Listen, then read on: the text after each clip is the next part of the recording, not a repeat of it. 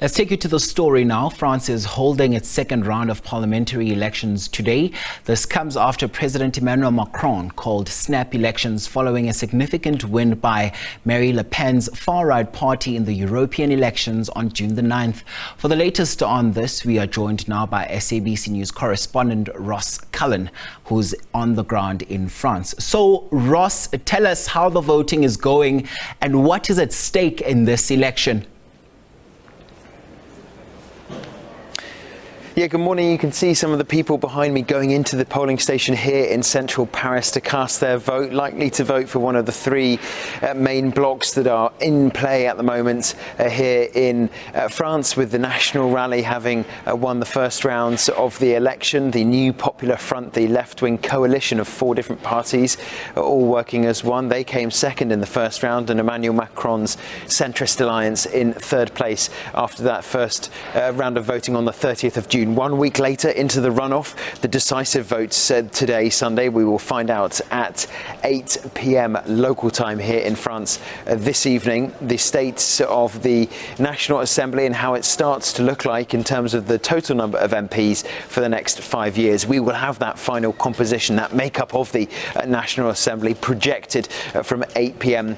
This evening. So a lot is at stake for France in these decisive elections, which have come after only 3 weeks of a lightning campaign. The trend shows us that, far-right parties are gaining in exit polls, and this case in point would be countries such as Germany and Austria as well. Just maybe give us a feel of how this is likely to unfold. Yeah, you're right to mention there's been a wave of support in different European countries, Germany, the Netherlands. Even if we look back just 3 days to the United Kingdom's general election, we started to have more of an impact with 5 MPs from a standing start for the far-right Reform UK party. So there are countries like Italy as well, with Giorgia Meloni. There's also been a new far-right party in Portugal as well. So it's something that we've seen a trend across the whole of the European continent in recent years. France is no stranger. There have been that success in previously, the far right winning the first round with more than 30% of the vote in that part of the election last week. So we could well see something similar emerging here in France, as we've seen in other neighbouring European countries.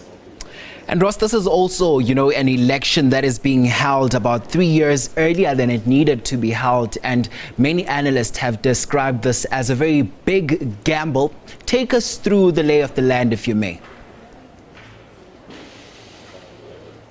Yeah, certainly, no two ways about it. It was a great gamble by Emmanuel Macron that potentially backfired in terms of the results of the first round. Also, you're right that we had a general election in 2022. The next one was scheduled for 2027, but it is the president's prerogative that he can dissolve Parliament and call for snap elections if he so wished. That's exactly the decision he took after the European Parliament elections at the start of June. He decided to take that decision, which is a decision you can take once every 12 months. So we won't be able to have another election until at least summer 2025 if he so wished. But you're right, it was meant to be a 5-year-long parliament to run till 2027.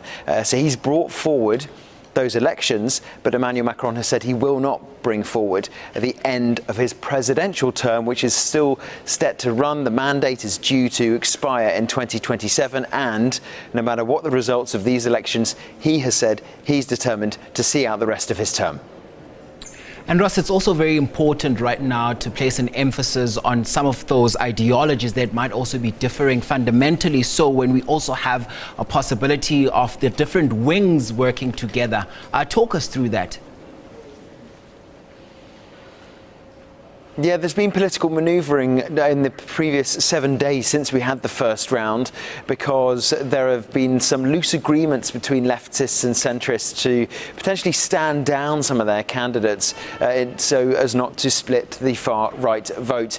And there are people, of course, who do want to see the National Rally win the election. There are also people who are willing to work with colleagues they have divisions with, the rival MPs from different parties, but if they have the same overall goal of trying to ensure sure there is an anti-far-right vote, then they have agreed to withdraw certain candidates in hundreds of constituencies across the country. There were some 76 MPs who won outright in the first round on the 30th of June, including the figurehead of the National Rally.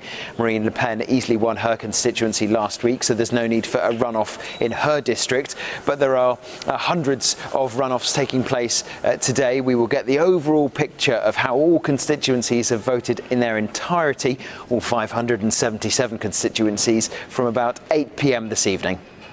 And I remember last week with the first round of the snap elections, from the people who went there to go cast their ballots, there was also a sense of liberation. What are you hearing today on the ground there? People who are speaking to some of the voters here there's a bit of worry, there's concern. People are voting for people that they believe to best represent them, of course, in the elections while the voting is underway. All sorts of different emotions. People are driving those voters to the polls, feeling it's important for their vote to count. We saw a huge turnout in the first round. There could well be some sizable turnouts this second round. It is worth pointing out there have been millions of people choosing to vote by proxy, having someone else to vote on their behalf, because the school holidays are now officially underway, the long summer holidays, and so people have left their constituencies, and millions of them have chosen to vote by proxy. Okay, so when are we likely to see the results trickle in?